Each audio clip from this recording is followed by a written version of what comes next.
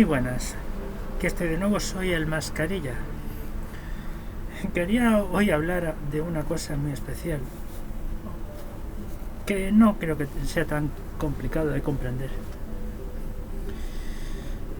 Iba a contaros que Dios ha muerto y que no hay nada más que hacer, o sea, no importa cuántas veces le intentéis revivir, el tío está más que muerto y no hay forma de sacarlo bien. Vamos, es imposible hacer nada con él. Bueno, quería hablaros un poco de cómo hay gente que se dedica muchos años de su vida a investigar cosas muy complicadas y no se dan cuenta de que sus estudios no es que no sean serios, es que ellos mismos se ponen una barrera, un techo de cristal.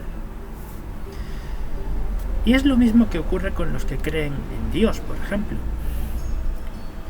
Tienen un sentimiento que creen que es auténtico, que creen que hace referencia a algo real, y eso es lo que hace que...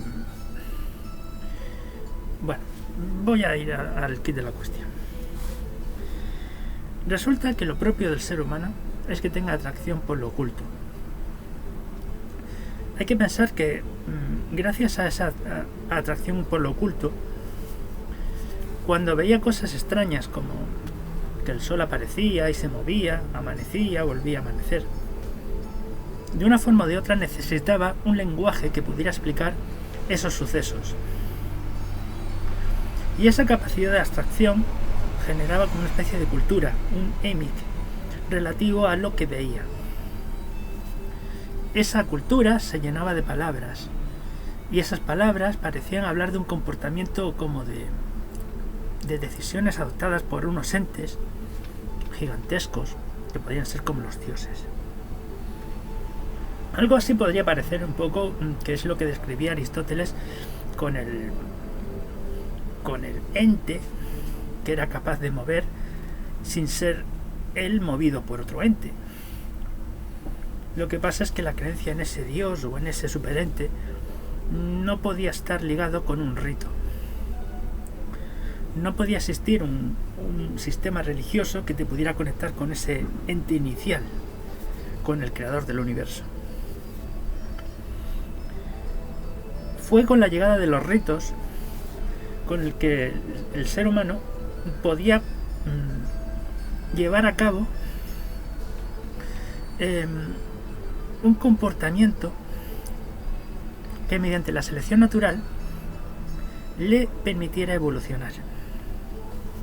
Es decir, tan pronto como enterraban a los muertos y les daban un carácter como abstracto, que he dicho antes, la parte emic, luego había un comportamiento que era más bien ético, en donde enterraban el muerto, esperaban un tiempo y observaban como una especie cómo crecían pues un árbol, y luego podían comer del árbol. Mediante la repetición del rito, mediante la repetición de cómo se planta un árbol, con la semilla, el hueso, plantar huesos, fue creándose una repetición del rito que en principio pudo haber sido funerario, pero que luego con el tiempo se va perdiendo el recuerdo abstracto del funeral para convertirlo en un acto simplemente una repetición tradicional de la familia, de las familias, etc. Bueno, esta es la explicación que le da, quiero recordar que era Prop, al origen de la agricultura asociado con las religiones, con el rito funerario. En cualquier caso,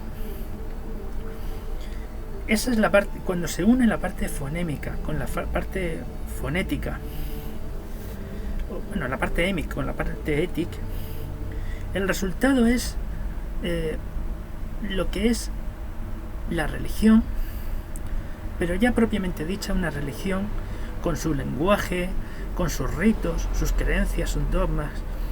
Si no tuviéramos eso, no habríamos evolucionado más allá del Paleolítico.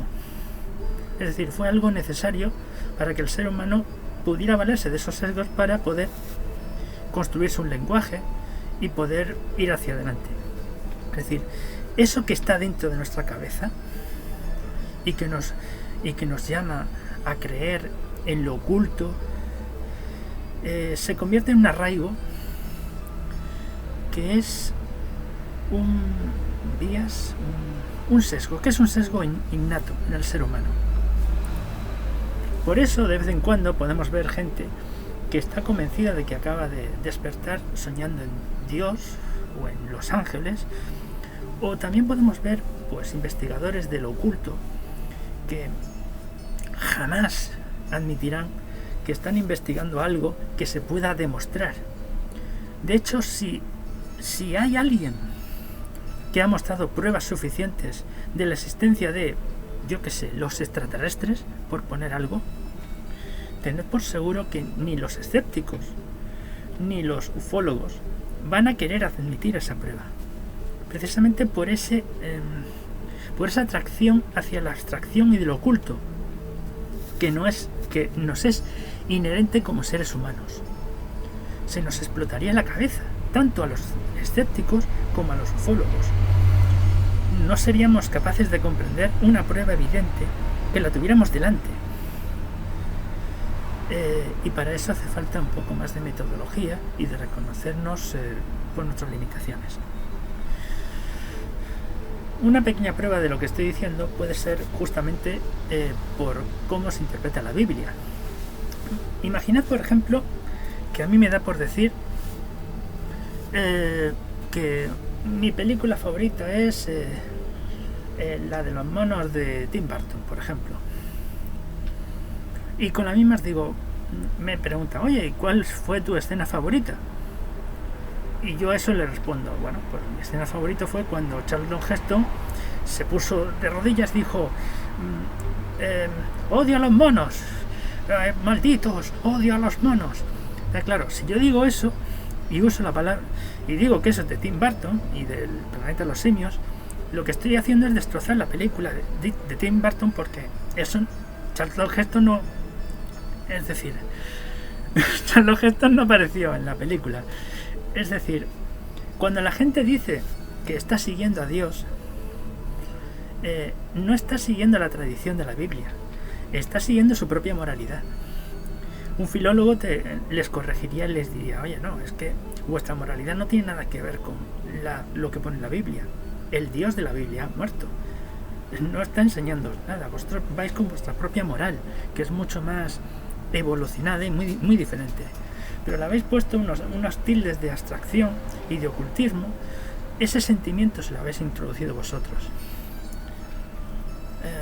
Bueno, eso es lo que quería contar ahora.